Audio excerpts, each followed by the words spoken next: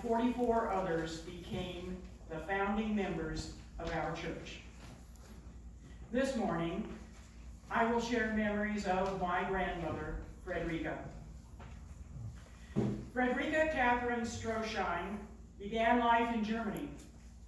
At 14, she came to the United States with her family, landing on the East Coast, then traveling across the continent to Anaheim, a German settlement. There, in Anaheim, Frederica met and married Wilhelm Stroschein, a farmer. In 1887, after the birth of their first child, Wilhelm decided he should have a larger farm to support his growing family.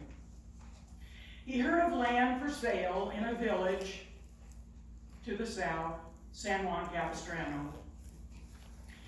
He went to view the property. Impressed with the land, Wilhelm made an offer. The property was owned by the Catholic Church, and the church's representative would not sell to a Protestant. Worse, a Lutheran. Wilhelm returned to Anaheim, where he told his friend, a Catholic priest, the rector of St. Boniface, what had happened. The priest said, "That is absurd. Give me the money. I'll buy the land and deed it over to you." And he did. That is how my grandparents, Frederica and Wilhelm, came to live in San Juan Capistrano. Capistrano in 1887 consisted of the mission, a general store with meeting hall above, and several saloons. The lack of a Protestant church must have been quite disheartening for Frederica. She was a devout woman who was accustomed to attending worship services every Sunday. Since there was no church or gathering of the faithful, Frederica would have her own Bible study. She had two Bibles, one in English, the other in German. As she read the English version, she would compare to the German when she needed help with translation, thereby teaching herself to read in English. After having settled in Capistrano, Frederica and Wilhelm added 9 more children to their family. My father, Herbert, was the final child.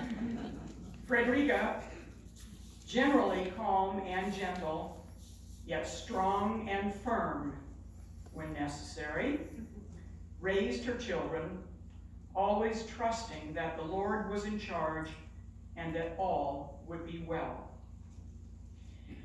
That trust was challenged when, in 1915, Wilhelm died, leaving Frederica with 5 children still at home and an underperforming farm to manage. It was a time to show her strength and her trust in the Lord. She did.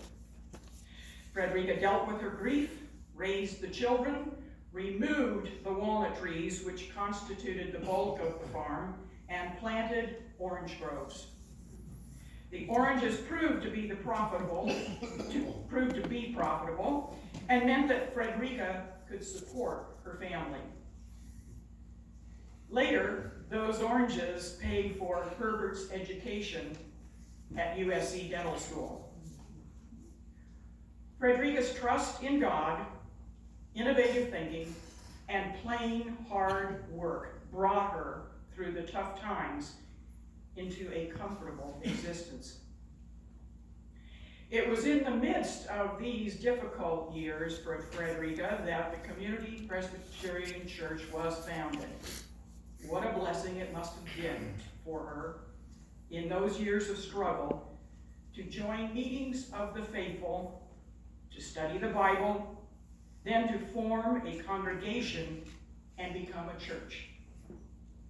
After so many years, she had a church home again.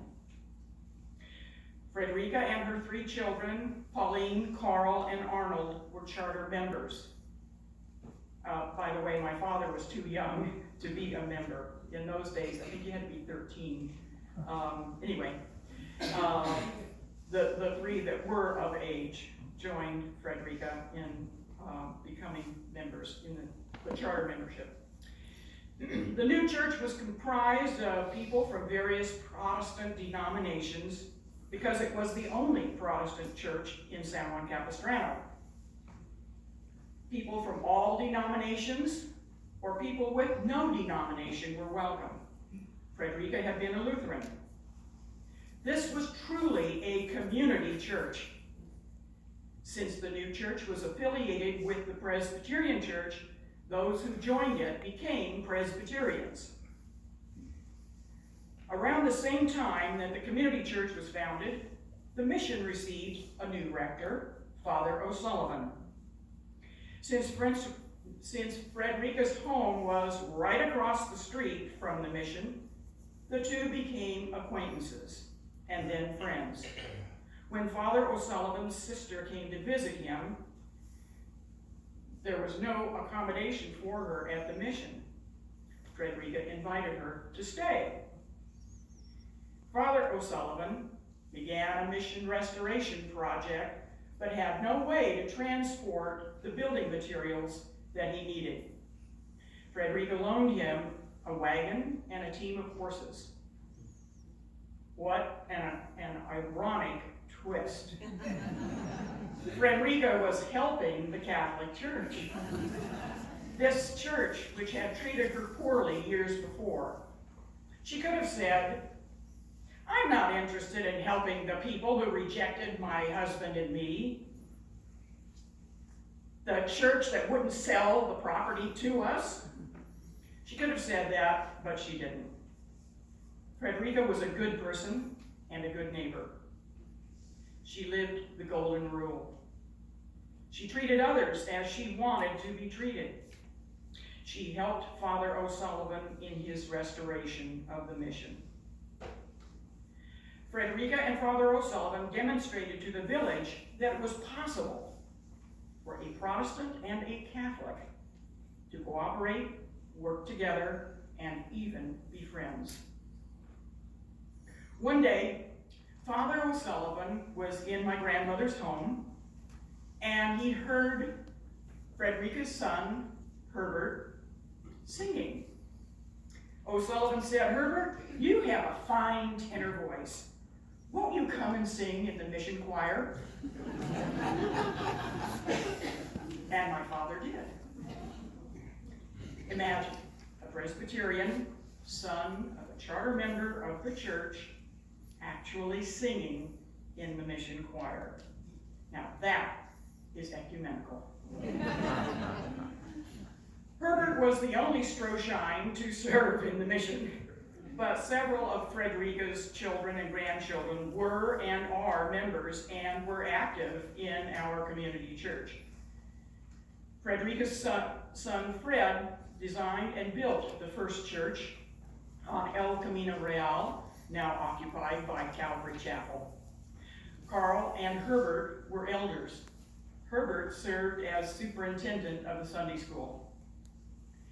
Frederica instilled in her children a sense of Christian faith. That faith continues to be passed down through the generations. When we visited Grandma Frederica, we, the grandchildren, would sit with her in the living room and talk. One day when I was 10, Grandma and I were conversing about a variety of subjects. There was a pause in the dialogue. Grandma checked to make sure I was fully engaged, then asked, "Do you believe in our Lord Jesus Christ?" I was surprised. It had never occurred to me that one wouldn't believe. "Yes," I replied. Grandma smiled and said, "Good. That's all that matters." Being a Christian was the most important aspect of Frederica's life. Frederica Catherine Stroschein lived to be 89.